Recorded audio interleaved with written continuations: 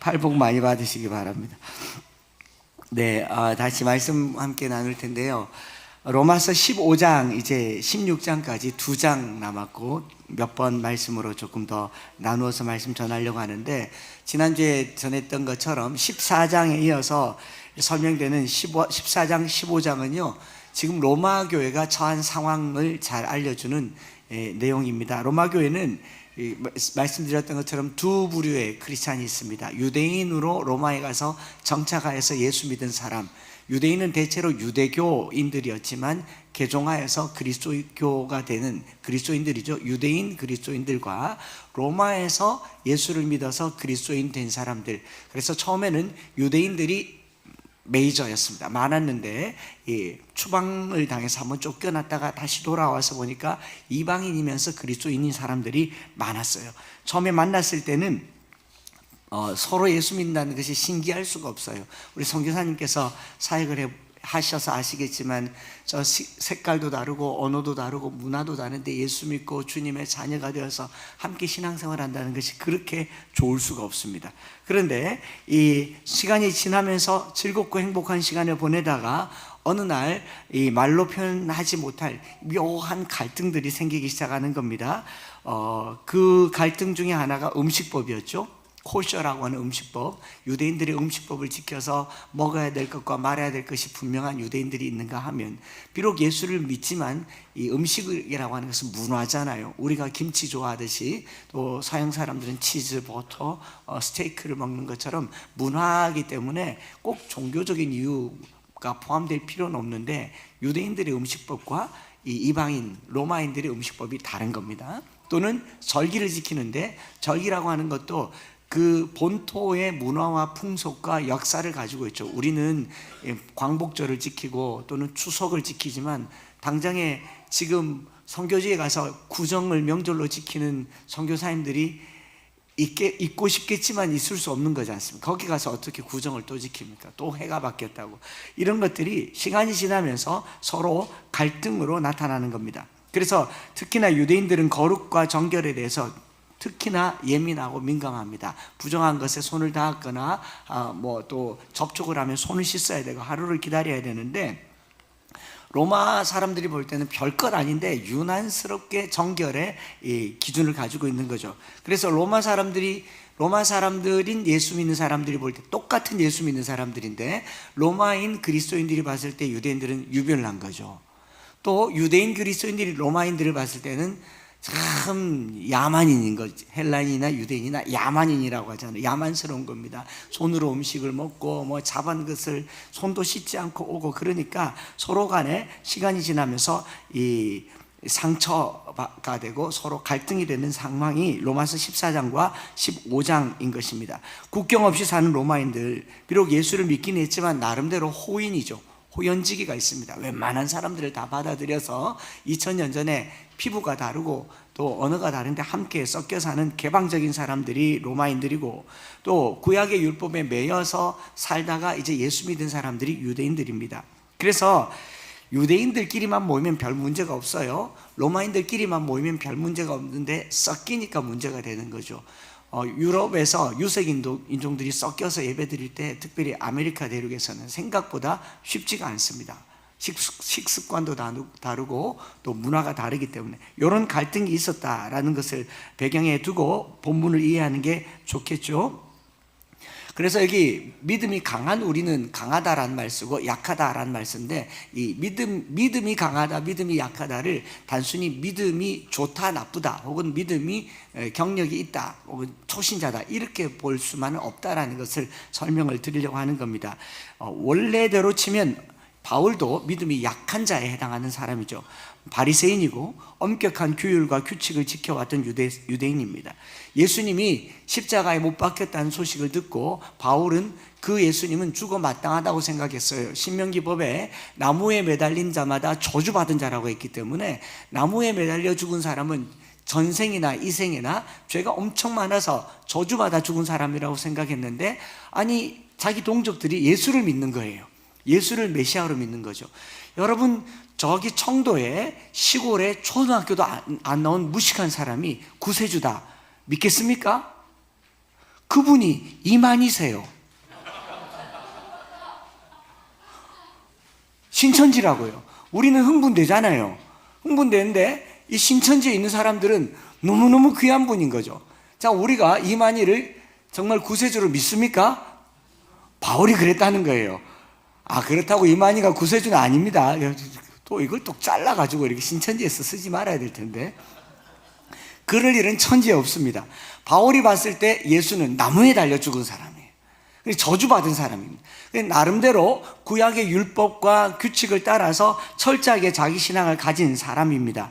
그런데 다메섹에서 실제로 부활하신 예수님을 만난 거예요. 그러니 자기 모든 사고가 다 깨어져서 자기가 그동안 붙들고 있던 할례 또 바리새적인 모든 것들이 이제 무너진 거죠. 예수님을 만난 겁니다. 예수님의 사랑을 경험한 겁니다. 자기를 받아주시는 주님 앞에 녹아내린 겁니다. 그 안에서 바울이 약함에서 강함으로 돌아서게 되는 거예요. 무슨 말이냐면 자기 규율과 율법과 규칙에 살던 이 모든 것들이 사랑 안에서 녹아버린 겁니다. 조금 현대적으로 표현하면 이런 거죠. 이제는 정죄하지 않는다는 거예요. 사도 바울이 누군가를 이 율법적 규칙 때문에 정죄하지 않는 건데, 요즘의 표현으로 하면 이렇게 표현하면 누가 강한 사람인지 누가 약한 사람인지 알 것 같아요. 주일에 성도 중에 누가 교회를 왔어요. 폰을 끄고 경건하게 앉아있는 사람은 믿음이 약한 사람, 강한 사람. 맨 앞자리에 앉아서 정장 입고 이렇게 앉아있는 사람, 조금의 흐트러짐도 없고 요동도 없고, 주일에는 돈도 쓰지 않고 온전하게 이른 새벽부터 일어나서 그 전날 이 헌금을 다림질해서 다려서 성경책 사이에 탁 넣어두고 오늘을 기다리고 사모하면서 일체 주일을 온전하게 지키려고 하는 사람은 믿음이 강한 사람, 약한 사람. 예. 다시요. 내가 설교를 잘못하고 있는 거죠. 바울이 원래 약한 사람이어서요, 철저하게 율법을 지키고 주의를 지키고 온전하게 그 시간을 지킨 사람, 약한 사람이었어요. 자, 그러면 이 지금 제일 앞에 앉아서 양복 입고 반듯하게 앉아있는 사람은 믿음이 약한 사람, 강한 사람. 약한 사람. 네, 주일날 편안하게 있다가 반바지에 껌 씹으면서 스레빠 신고 교회에 와서 짝짝거리면서 앉아서 폰 무음으로 하지도 않고 뒤에 앉아서 까톡 소리 듣는데 아무 생각 없이 다리 꼬고 앉아서 아메리카노를 들고 앉아있는 사람, 그래도 예수 믿는데 아무 문제가 없는 사람, 믿음이 약한 사람, 강한 사람. 왠지 이 말이 입에서 안 떨어지죠? 그죠? 몸에 이렇게 그림도 좀 그리고 막 형제인데 귀에 막 구멍도 좀 뚫고, 예수님은 손에 못 박혔으니까 나도 귀에 못 박고, 뭐 그런 사람 믿음이 약한 사람, 강한 사람. 강한 사람이에요. 강한 사람. 로마에 있는 이방인 그리스도인들은 돼지고기를 먹어도 내가 구원받는 데는 문제가 없다고 생각하는 사람, 할례를 안 받아도 내가 구원받는 데 문제가 없다고 생각하는 사람, 유월절을 안 지켜도 내가 예수 믿으면 천국 가는데 문제가 없다고 생각하는 사람, 믿음이 강한 사람. 이런 말이에요. 이게 좀 이해가 되십니까? 네. 이거를 어떻게 표현하면 자기는 괜찮은 사람, 강한 사람. 네. 이러면 안 된다라고 생각하면서 늘 자기에게 채찍질을 가하고 남에게도 채찍을 들이대는 사람, 약한 사람, 이런 거죠. 이런 차이입니다. 이걸 이해하고 본문을 읽어야 되지. 바울이 믿음이 강한 우리는, 여러분 바울 같은 사람이 나는 믿음이 좋다, 나는 믿음이 강하다고 스스로 말할 그런 위인은 아니잖아요. 바울은 자기를 그렇게 과시할 만한 사람이 아니에요. 나는 아무것도 아닌 사람이다, 배설물과 같이 나를 버렸다, 나는 죄인 중에 괴수라고 말한 사람은 왜 여기다가 자기 믿음을 강한 사람이라고 말했느냐? 이 믿음이 강하다고 자처하는 사람 속에 자기를 거기 집어넣는 것은 특별한 목적이 있다라는 것이죠.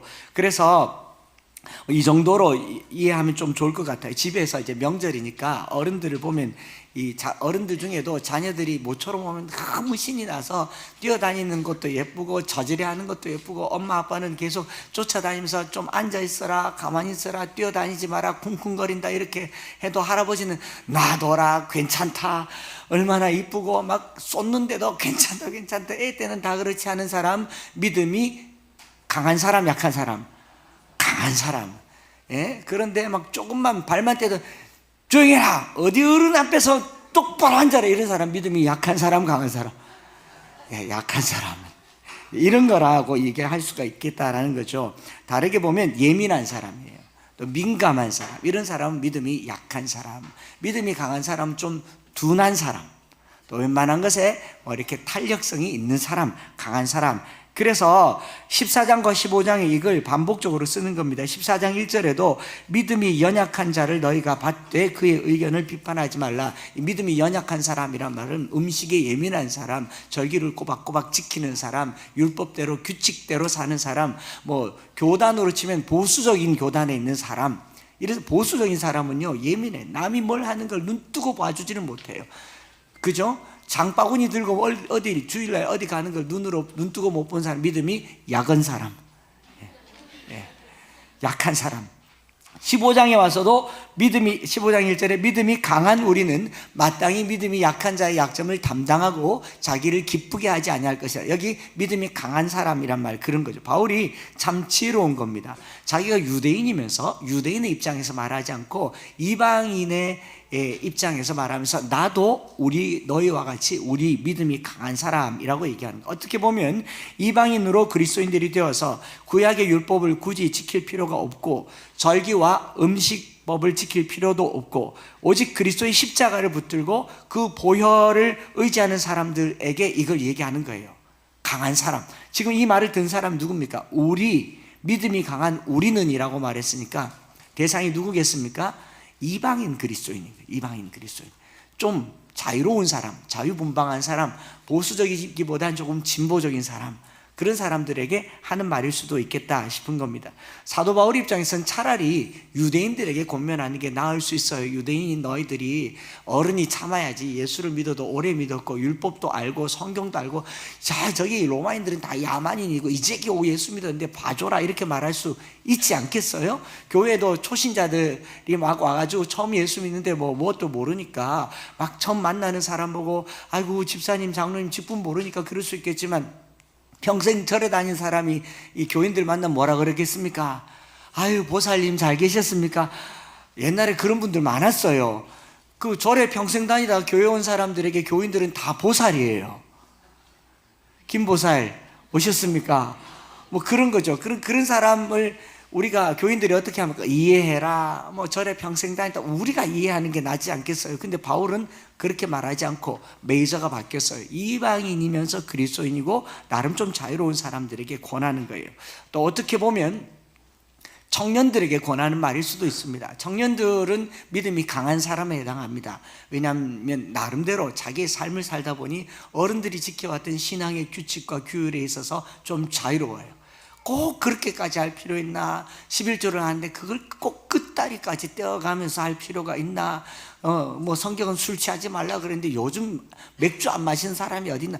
나는 그렇게 해도 천국 간다고 확신하는 사람, 대부분 자유로운 사람, 청년들, 젊은 사람들, 또는 조금 자유로운 신앙생활 하는 사람들, 강한 사람, 그런 사람들에게 하는 말이다. 내가 오늘 내 신앙생활이 좀 자유롭다 하시면 이 말씀을 듣는 게 맞고, 내 신앙생활이 조금 예민하다 하는 사람들도 오늘 말씀을 더 들어볼 필요가 있다 생각을 합니다.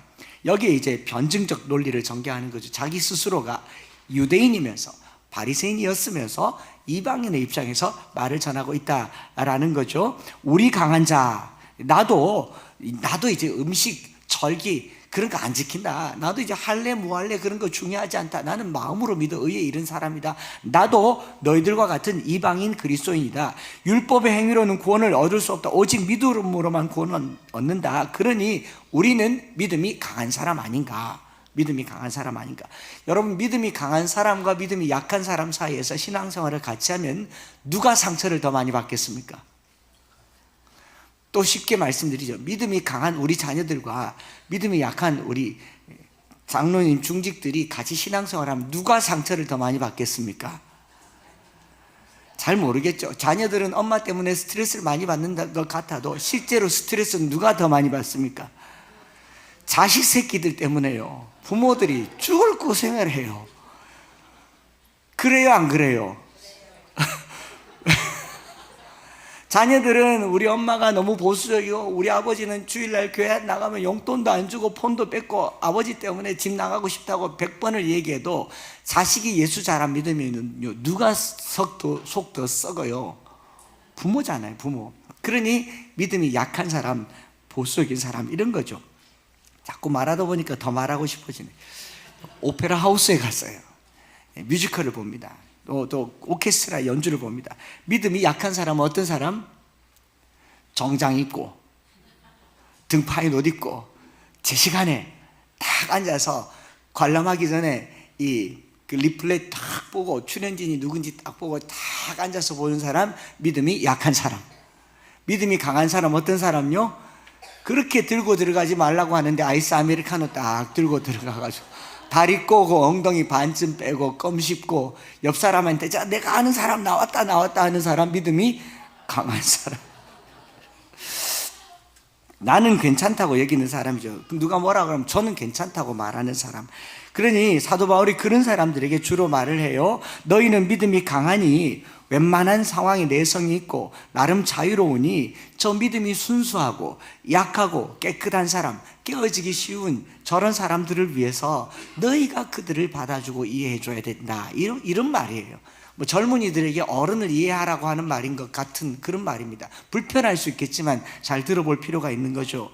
서로 다름이 불편함을 끼치고 그것이 커지게 되어서 결국 강한 자와 약한 자라고 하는 두 집단의 갈등으로 드러나게 되는 것이 어떻게 보면 오늘 우리 사회 현실이지 않습니까? 어른 세대와 젊은 세대, 그리고 보수와 진보, 그리고 동과 서라고 하는 게 나름의 강함과 약함. 누군가는 어떤 부분에 자유롭습니다. 어떤 부분에는 씨알도 먹히지 않습니다. 이런 것들이 갈등이 생길 때 바울은 어떻게 말을 하느냐라고 하는 거죠. 오늘 저와 여러분들이요, 혈액형도 다르고 출신 지역도 다르고, 요즘 옛날 같으면 A형, B형, O형으로 성격을 나눴는데 좀 하면 한씨, 김씨, 이씨, 이런 걸로 여러분 성씨 순으로 고집 센 거 아십니까? 최씨는 네 번째 안씨, 강씨, 한씨, 안강, 한최락 하더라고요. 안씨는 내가 안 한다 하면 안 한다 아이가. 내가 안 간대. 그럼 안 간대요. 그래. 안씨, 강씨 강하잖아요. 한씨 한 번 안 하면 안 합니다. 그 최씨라 그래요. 옛날엔 이런 정도로 성격 유형을 파악한. 지금은 뭡니까? I다, E다, S다, T다, J다, P다 막 섞어 놓으니까 얼마나 많은지 몰라요. 그러니까 이런 다른 사람들이 서로를 이해하려고 심리학자들이 밥 벌어먹기 참 좋은 시대에 살아요. 요즘은 그냥 딱 봐도 닌 A형이다 그러면 A형 맞아요. 딱 봐도 니는 O형이다 그러면 O형 맞아요. 딱 봐도 형은 B형이에요. 저는 아무 말 안 했습니다.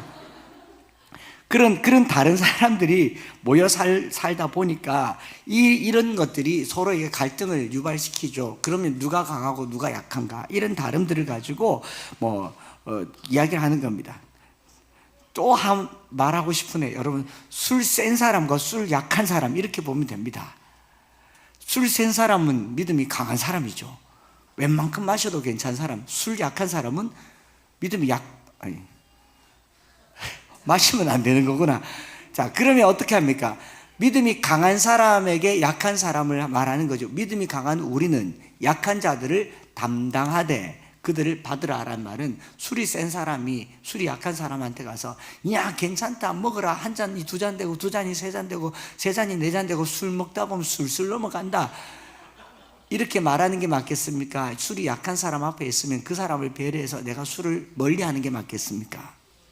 멀리하는 게 맞다, 그런 얘기를 하는 거예요. 그래서 갈등하는 교회에 바울이 전한 권면의 내용, 오늘 다툼을 안고 갈등을 가지고 살아가는 우리에게 중요한 권면은 이런 겁니다. 스스로 괜찮다라고 생각하는 너희들, 이렇게 살아도 괜찮을 거라고 생각하는 너희들을 이렇게 말하는 거죠. 약한 자의 약점을 담당하라. 너희가 생각하기에 누군가가 약하다라고 생각하는 그 약점을 담당하라. 나 때문에 누군가가 상처를 받는다라고 생각하면 그 약점을 너희가 담당해야 된다. 부모가 만약 상처를 받는다라고 하면 자식들은요, 미안하지만 그걸 좀 받아주세요. 또는 누군가가 좀 연약해서 아내가 말에 상처를 많이 받는다면 그걸 약함을 받아주라. 약한 자의 약점을 담당하라 라는 겁니다. 로마서 8장 3절에 이런 표현이 있어요.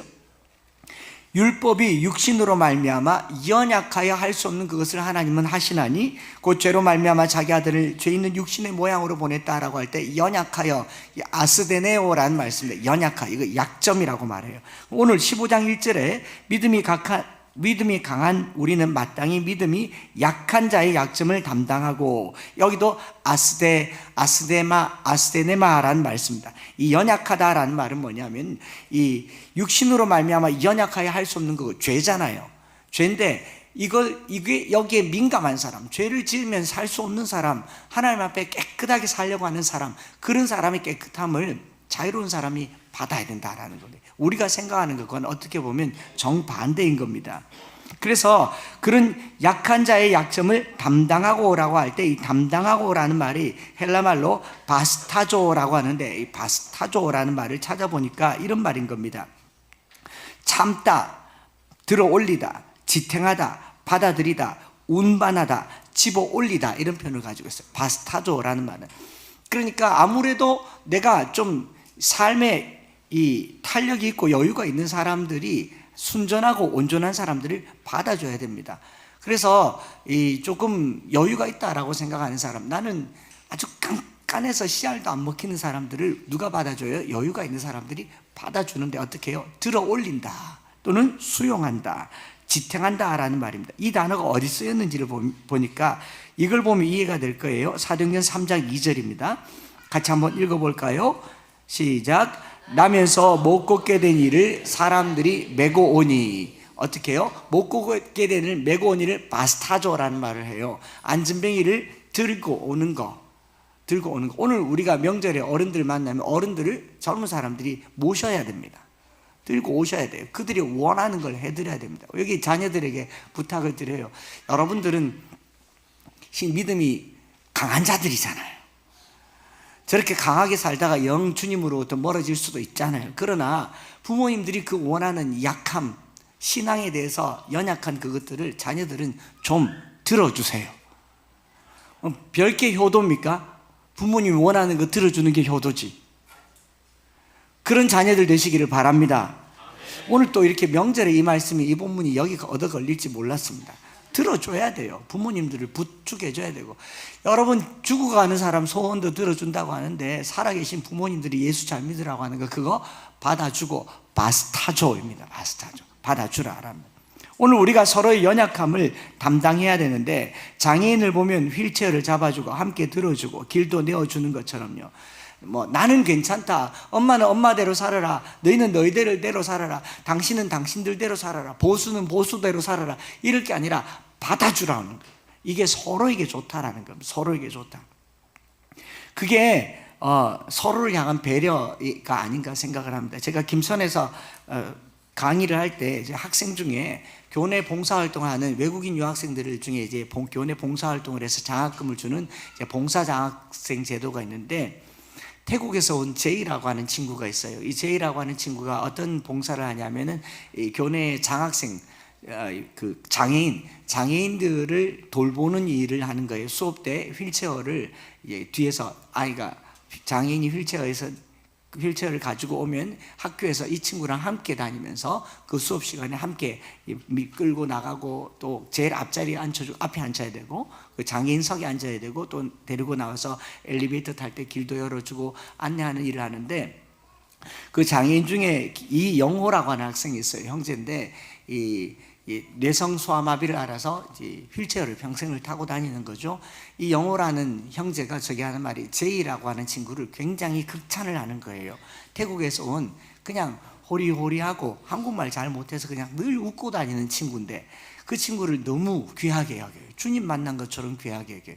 왜 그러냐 물었더니, 자기가 평생 휠체어를 타는데 분당에 살고 있어서 수도권에는 이 휠체어 타는 사람들이 편의를 위해서 길도 조금 장애인 길이 있어서 웬만큼 타고 다니면 괜찮은데, 이 김천까지 내려오니까 인도도 이렇게 블록으로 돼 있어서 울퉁불퉁하고 그마저도 막 이렇게 무너져 있고 해서 갈 수가 없어서 차도로 다닌 적이 많은데, 학교에서 교실로 이렇게 가면 요즘 또 학교 안에는 장애인들을 위한 점자 블록을 두잖아요. 그러면 이 휠체어를 타고 거기를 이렇게 지나가면 휠체어가 쿠션 장치가 없어. 우리 여러분 한 번도 생각 안 해서 보셨을 거예요. 휠체어가 오토바이도 아니고 무슨 뭐 그랜저도 아니잖아요. 앉으면 땅바닥에 그 울퉁불퉁함이 온몸으로 전달되기 때문에 어떤 날은 막 머리가 아프고 사지가 그냥 다 무너지는 것 같아요. 그런데 제이라는 친구가 휠체어를 끌면요 너무 좋대요. 자기를 아는 것처럼 이렇게 지나가다가 장애인 점자 블록이 가까이 있으면 딱 세운대요. 세워서 딱 하고 간대요.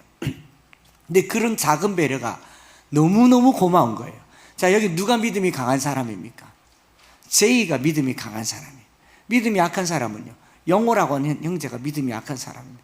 몸도 약하지만 그 바닥에서 나오는 모든 진동을 온몸으로 받으면서 학교 한번 갔다 오면 두통에 막 헤맨대요. 그런데 이걸 모르는 친구들은 뒤에 이렇게 휠체어를 잡아가지고 막 전속력으로 막 달리는 거죠.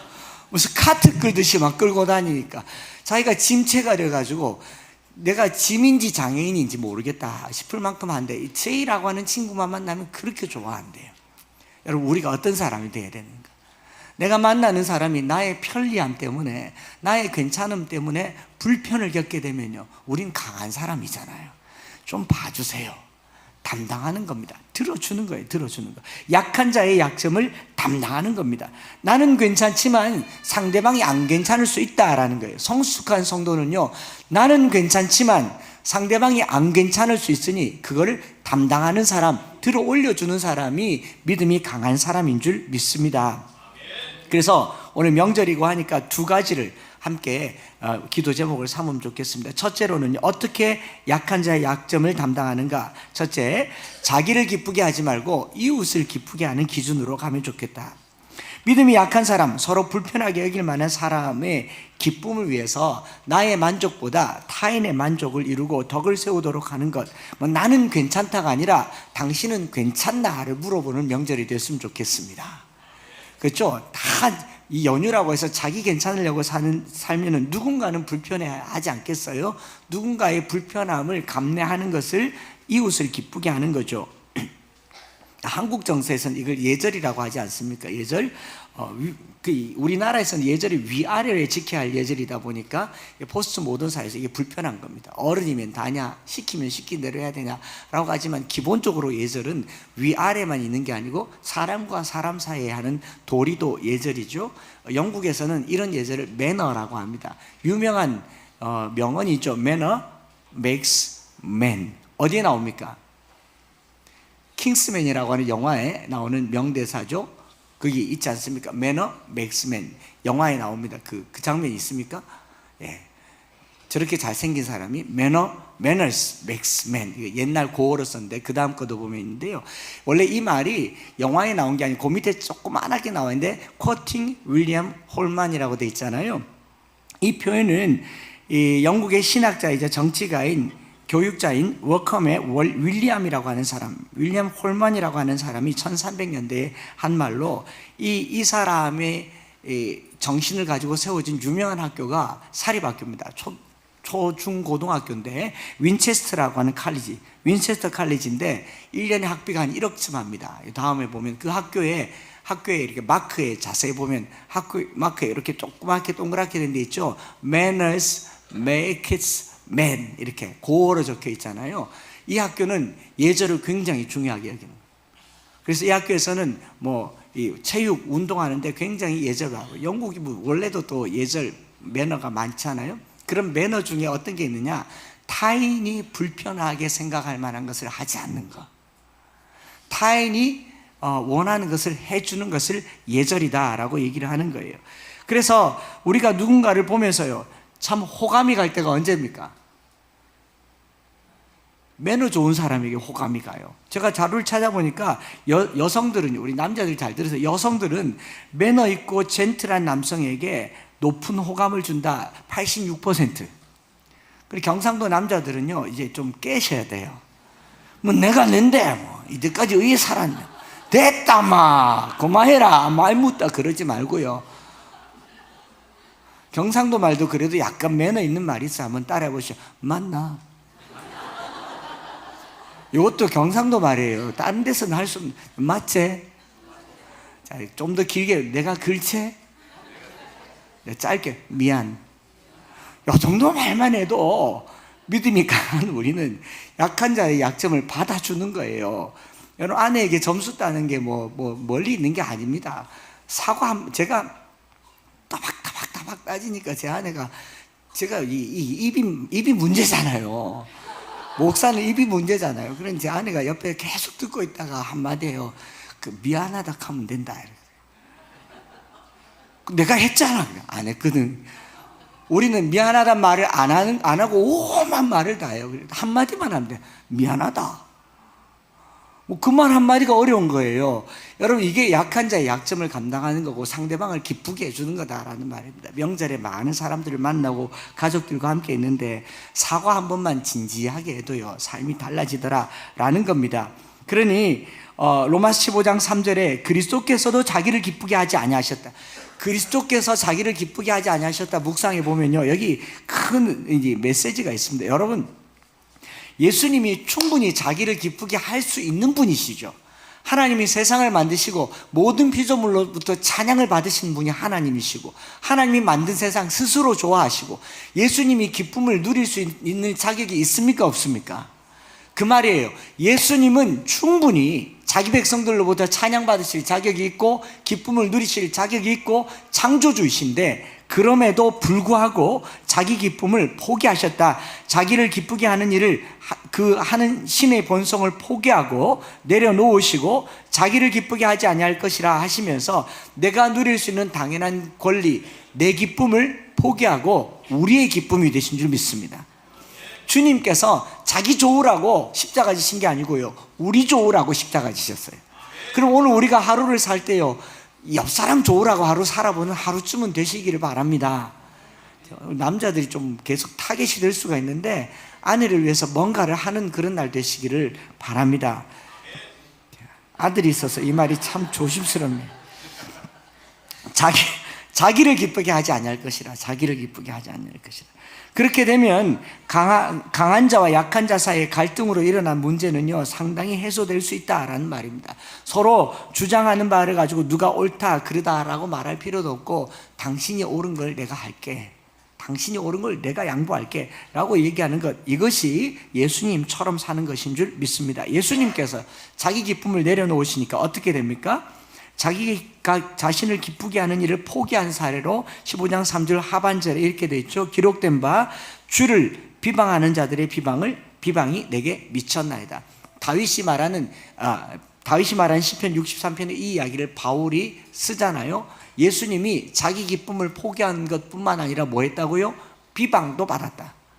우리 믿음이 강한 우리가 손가락질 당하고 욕먹는 것은 주님과 같은 일이다 라고 얘기하면서요, 상대의 기쁨을 위해서 자기의 기쁨을 내려놓을 뿐만 아니라 더 나아가서 고난이라도 모욕이라도 받는 것, 이것이 그리스도인의 본이 된다라는 것을 말하고 있습니다. 그렇기 때문에 15장 6절로 가보면 한 마음과 한 입으로 하나님 곧 우리 주 예수 그리스도의 아버지께 영광을 돌리게 된다라는 것. 하나님이 영광 받는 게 뭐냐? 우리가 하나님을 영화롭게 하는 것은 세상에서 돈 많이 벌고 성공해서 높은 지위에 오르는 것이 아니라 누군가를 위해서 자기 자신을 희생하고 타인의 기쁨을 위해서 내가 고난과 모욕과 그리고 비방을 내 것으로 삼아가는 것이 하나님이 영광 받으시는 겁니다.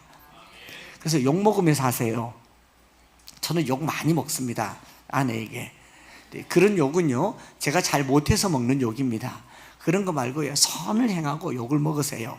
좋은 일하고 욕 먹으세요. 그거 주님이 하셨던 일이다, 그리 여기시면 되는 것입니다. 두 번째로 서로의 기쁨을 위해서, 자기의 기쁨을 위하지 말고 서로의 기쁨을 위해서 했다고 했다면, 두 번째로는요, 한번 따라 할까요? 서로 받으라. 서로 받으라. 들이받지 말고 서로 받으라. 들이받는다라는 말, 우리 소처럼 들이받는다는 말인데, 프로스람바노라는 말, 이 서로 받는다라는 말은 받아들인다 또는 수용한다, 데려간다라는 말인데, 15장 7절을 영어 성경으로 보니까 조금 더 이해가 잘 됩니다.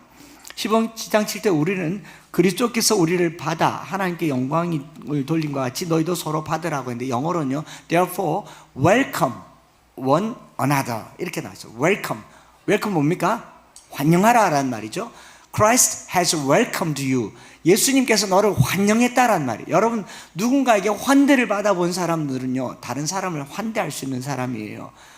명절에 집에 가면 환영받잖아요. 아이고, 어서 오너라, 어서 오너라, 고생했다, 환영하잖아요. 교회에서 세가족, 우리 교회 세가족부가 참 좋은 게, 들어오면 예배당을 환하게 밝혀주시죠. 거기 오려고 화장 얼마나 하고 오는지 아세요? 2배는 바르고 오실 겁니다. 아닙니까? 환해요. 얼마나 환영합니까? 웰컴. 그걸 받으라라는 말. 누가 뭐라고 그러면, 그러냐고, 괜찮다고, 그걸 받아주라라는 말입니다. 그래서 프로스 람바노란 말은 음식을 같이 먹다, 영접하다, 환영한다라는 말의 의미예요. 다가가서, 프로스라는 말이 다가가서, 람바노, 받아들인다. 다가가서 받아들인다라는 말. 여기 제가 입구에서, 만약에 입구에서 서서 우리 성도들 기다린다면 제가 가만히 서서 성도들 기다릴까요? 문 열어주고 몇 걸음 더 나가서 받아들이겠습니까? 몇 걸음 더 나가서 봐요. 가만히 앉아서 어서 있어. 오늘 왔습니까? 그러겠어요? 막 다가가서 받겠어요? 다가가서 받는 거죠. 제가 목회하면서 부목사 하면서 제일 은혜롭고 영광스러웠던 적이 언제냐면 부목사 하면서 새가족부를 담당할 때였어요. 새가족부. 하나님께서 교회에 얼마나 복을 주셔서 한 해에 새가족이 660명이 왔던 그런 교회에 부목사로 있었던 적이 있습니다. 새가족을 연락하는 것도 바쁠 정도로 일주일 내내 신방을 해야 되는, 그런데도 주일날 예배당에 서서 저기 멀리서 성도들이 올 때, 새가족이 오거나 성도들이 올 때 그렇게 좋을 수가 없어요. 여러분, 일주일 동안 그 어둠에 살다가, 죄 가운데 살다가 주님 만나겠다고 어기적 오는데 주차하는 순간부터 제 마음은 이미 열렸고요. 쫓아가서 차문을 열어드리고 싶고, 무슨 VIP의 무슨 발레 파킹이라도 하고 싶은 만큼, 여러분 비싼 호텔 가보세요. 우리 차로는 안 되려나? 입구에 딱 가면 쫓아나와서 문 열어주고 인사하는데, 제가 거기를 2층에서 1층까지 몇 번을 달려 내려가서, 아이고 오셨습니까? 잘 오셨습니다. 반갑습니다. 저는 한창수입니다. 그렇게 해서 1층부터 2층까지 그렇게 오는 거, 이 프로스 람바노라고 얘기해요. 언발에 달려나가서 받아들이는 거, 이것을 프로스 람바노. 우리가 나와 다른 어떤 사람을 보면요, 그냥 다가가서 받아주세요. 제가 어느 날 한번 그런 꿈꾼 얘기를 했잖아요. 영국에 있으면서 자고 일어났는데 온 베개가 적셔졌어요. 그 꿈이 너무 사무쳐서 적셔졌어요. 왜 이렇게 적셔졌느냐? 꿈에 그 부목사 하는 예배당 거기 2층에 있는데 새가족이 한 분 오셨는데, 할아버지께서 오셔서 아래층에서 2층으로 올라오는데, 위에서 보니까 한 칸 한 칸 계단이 힘들어 보여서 제가 내려가서 부축을 해드린데 그 몸이 무거워 보여요. 다리를 못 드는 것 같아요. 그래서 제가 할아버지 엎이세요 그러고 엎고, 등에 엎고, 얼마나 무거운지 막 애를 쓰고 용을 써서 본당에 딱 내려드리고 할아버지 들어가셔서 예배 잘 드리시기 바랍니다 하는데, 그 할아버님이 들어가면서 뒤를 싹 돌아보면서 저에게 그 한마디가요, 한 목사 고맙다, 수고했다. 꿈에 누구실 것 같아요? 그게 예수님이라는 게 딱 오자마자 그 새벽에요, 그렇게 눈물이 나더라고요. 여러분, 구주를 생각만 해도 내 마음이 좋거늘 주 얼굴 뵐 때야 얼마나 좋을까. 내가 받아들일 수 없는 그 사람을 받아들이는 순간 그분이 예수님일 수 있습니다. 내가 맞이할 수 없는 그 사람을 내가 수용하는 순간 그분이 주님일 수 있어요. 여러분, 이 명절 기간에 도저히 이해가 되지 않는 사람, 저 천할 것 같은 사람 한 걸음 더 다가가서 받아주면, 서로 받으면 그분이 주님인 겁니다. 사도 바울은 이 표현을 빌레몬서에 쓰고 있어요. 1장 17절에 그러므로 네가 나를 동력자로 알진대 그를 영접하기를 내게 하도다 하고, 영접하기를 프로스 람바노라는 말을 써요.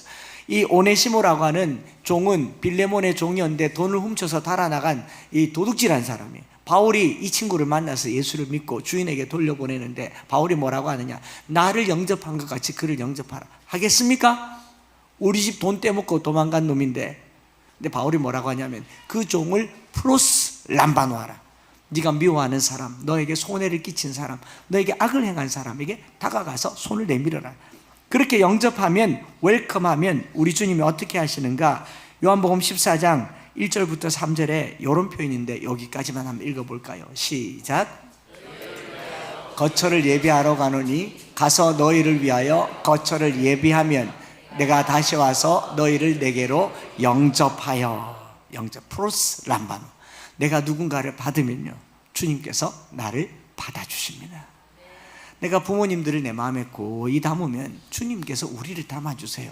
내가 자녀들을 내 마음에 고이 담으면 주님께서 우리를 담아주신다라는 말입니다.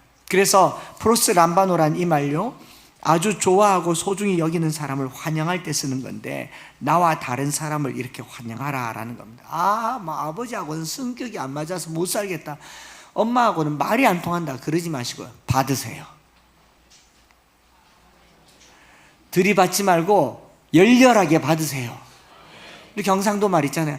다시 해봅시다. 맞나? 진짜가? 이때까지 몰랐다. 그런 말 많이 해주세요. 그렇구나, 그렇구나. 그렇게 하면요, 이 서로 받음의 미학으로 서로가 하나가 되어야 되는 거예요. 그래서 서로를 받아들이기 위한 그 한 가지가 뭐냐면요, 그리스도께서 우리를 받기 위해서 자기 기쁨을 내려놓았어요. 원하는 거 하지 마시고 상대방이 원하는 거 해주는 명절 되시길 바랍니다. 부모님이 원하는 거 하나는 해주세요. 또 자식들이 원하는 거 하나는 해주세요. 아내가 원하는 거, 남편이 원하는 거, 내 기쁨을 내려놓고 타인의 기쁨을 한 번은 들어주시기를 간절히 원합니다. 이 하나 빼기 게임 아세요? 가위바위보 하나 빼기? 한번 해볼까요? 가위바위보 하나 빼기. 누가 이겼습니까? 이긴 사람 손 들어보세요. 이겼네. 다시 가위바위보 하나 빼기. 자, 다시 해볼게요. 가위바위보 하나 빼기. 다 이겼나요? 저한테 진 사람도 있습니까? 비기거나 이기겠죠. 서로 받는다라는 말은 하나 빼기 게임에 항상 같은 손 내미는 거예요. 상대방 항상 나를 이겨먹을 수밖에 없는 거예요. 이게 이어령 교수가 서로 다름을 향해 살아가는 시대에 하나 빼기에 같은 주먹, 같은 바위, 같은 가위 내는 거라고 그래요. 주먹은 마구마구 깨고, 보자기는 마구마구 거머쥐고, 가위는 마구마구 잘라내려고 할 때 같은 손 내면요, 누군가는 이기게 되는 거. 그렇지 않습니까? 두 손을 내뻗어서 모든 걸 거머쥐려고 하지만 같은 손 내면 가위 낸 사람에게는 지게 됩니다. 두 주먹을 내서 뭐든지 깨부술 것 같지만 같은 손 내면 보자기에게 싸먹히게 됩니다. 그렇지 않습니까? 두 가위를 내고 뭐든지 잘라낼 것 같지만 같은 손 내면요, 주먹 가진 사람에게는 질 수밖에 없어요. 여러분 부모님들은 그런 부모님들이세요. 부모님들은요, 이겨먹으려고 사는 존재가 아니고 끝까지 지는 존재가 부모님입니다. 그러니까 자녀들은요, 지세요. 자식들이 없나 봅니다. 받으세요. 기쁘게 해드리시는 시간 되기를 바랍니다. 자, 말씀 마칩니다. 따라 하십시다. 나 때문에 당신이 기뻐하시기를 원합니다. 옆 사람에게 이렇게 말합니다. 당신의 기쁨이 되어드리겠습니다. 이럴 때는 손을 살짝 모아서 당신의 기쁨이 되어드리겠습니다. 자, 시작. 당신의 기쁨이 되어드리겠습니다. 자, 안주머니에 손을 한번 넣어보세요. 거기 안에 숨겨놓은 거를 하나 꺼내보세요. 이게 주님이 우리에게 원해요. 예수님이 자기 기쁨을 포기하고 우리의 기쁨이 되어주셨어요. 여기 남편분들, 제가 알기로 상당한 남편분들, 늦게 예수 믿은 남편분들이 아내를 받아서 여기까지 오신 분들인 줄 믿습니다. 아내가 오래 기도했어요. 아내가 믿음이 약한 자들이었어요. 순수한 자들이었습니다. 순전한 자들이었습니다. 아내가 오래 기도하니까 남편이 어느 날 당신이 가는 교회 내가 한번 가보자. 아내를 차 태워주러 왔다가 내 아내가 3층에 올라가서 외로울까봐 올라왔다가 어라 괜찮네 그러고 예수 믿는 사람도 있고, 아이가 하도 교회 가자고 하니까 아빠가 교회 오는 것이 너무너무 좋다고 하니까 그렇게 따라와서 앉아있는 분도 있고, 그리고 아내의 오랜 기도, 딸의 기도로 여기 앉아, 제가 뭐 눈에 몇 명이 들어오지 않습니까? 이거 다 이분들이 믿음이 강한 분들이에요. 강한 분들 받아주신 거예요. 이와 같이 우리가 서로 받아서 서로에게 기쁨이 되는 이 연휴가 되시기를 축복합니다. 이 찬양 드리면서 오늘 우리가 주님 앞에 돌아간다는 것은요, 내 기쁨을 내려놓고 타인의 기쁨을 추구하는 것이고, 타인의 연약함을 받아주는 강한 자들이 되는 것 아니겠습니까?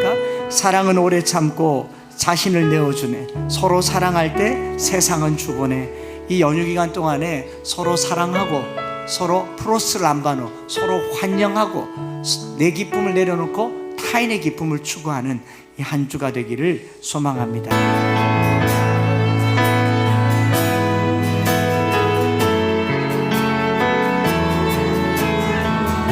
우리 말씀 생각하면서요,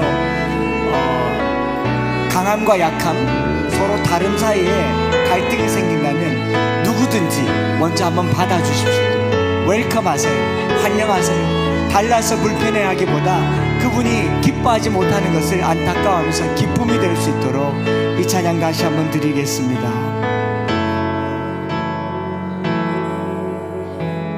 네, 한번 기도하기를 원하는데, 믿음이 약하든 믿음이 강하든 간에 우리가 주님 안에요, 서로 받는 공동체가 되기를 원합니다. 이해하지 못해서 미워하고 갈등하며 나이가 들면 그저 그는 그대로 나는 나대로, 특별히 부부 사이를 한번 보세요. 오래 살면 살수록 서로 인정하기보다 그냥 남으로 삽니다.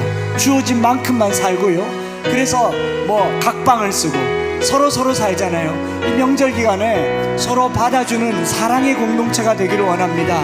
서로 이해하는 공동체가 되기를 원합니다.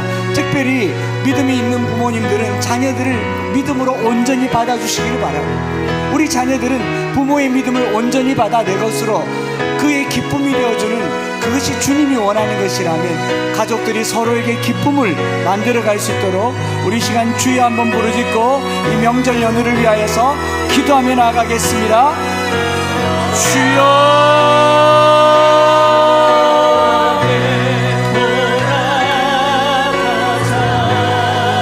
살아계신 하나님 아버지, 사랑 오래 참고 온유하며 시기하지 아니하며 사랑하지 아니하며 자신을 내어주는 사랑을 주님께서도 기쁨을 누릴 것으로 여기지 않고 내려놓으셨는데, 하나님 오늘 나는 나의 기쁨을 위해서 나는 괜찮으니 내가 좋은 대로 살아갔던 그 삶을 이제는 받게 하여 주시옵소서. 달려나가서 받게 하여 주시옵소서. 그리스도도 자기를 기쁘게 하지 않으셨는데 오늘 우리의 기쁨을 위해 살기보다 서로 기쁨을 위해 살게 하시고 서로 기뻐하게 하는 삶을 살게 하여 주시고, 자기의 기쁨과 자기의 만족을 넘어 주님의 기쁨이 되는 그런 삶을 살 수 있도록 프로스 남바노 받아주게 하여 주시고, 서로 받들어서 서로 돌볼 수 있도록 주님 도와주시옵소서. 주여 여호와께 돌아.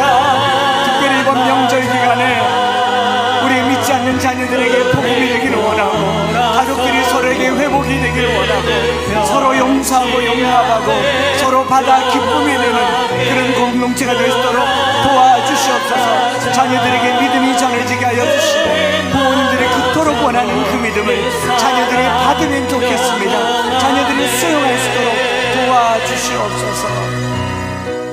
살아계신 하나님 아버지, 오늘 믿음이 강한 자든 약한 자든 우리의 삶 속에서 서로 받아들이지 못해서, 이해하지 못해서 그냥 그대로 주어진 대로 살며 자기 기쁨만을 추구하며 살아가는 이 시대에, 부부 사이에, 부모와 자녀 사이에, 가족 사이에 이웃보다도 못한 남 같은 삶을 살아가고 있는 이때에 오늘 주님의 말씀을 듣습니다.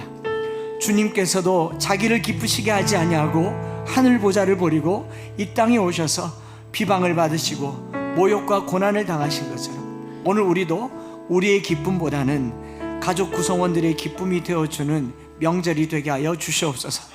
특별히 믿음이 전해지고 신앙이 전해지는 귀한 가족 관계들이 되기를 원합니다. 부모님들이 그토록 원하는 그 믿음을 자녀들이 받아들이게 하여 주시옵소서. 자녀들이 그토록 원하는 사랑과 돌봄과 애틋함을 부모님들이 받아들이게 하여 주시옵소서.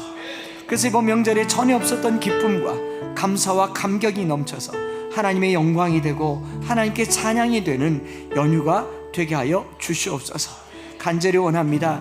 연휴에 가족들이 하나 되는 기적 같은 연휴가 되게 하여 주옵소서. 믿음으로 회복되는 기적 같은 명절이 되게 하여 주시옵소서. 특별히 멀리 떠났던 자식들이 돌아왔을 때 그들에게 심어주는 부모의 믿음과 눈물과 기도가 싹을 틔우는 그런 연휴가 되게 하여 주시옵소서. 구주 예수 그리스도의 크신 은혜와 아버지 하나님의 변함없으신 사랑하심과 성령 하나님 위로교통 충만 역사하심이, 그리스도도 자기를 기쁘게 하지 아니하고 우리의 기쁨을 위하여 스스로 비방을 받으셨던 거죠. 오늘 우리가 피곤하고 고단하고 욕을 먹을지라도 서로의 기쁨이 되기 위하여서 수고하고 노력하고 애쓰고 서로 받아들여 환영하기를 소망하는 사랑하는 모든 성도들 위해, 이 명절 연휴 위에 이제로부터 영원토록 함께 있을지어다. 아멘.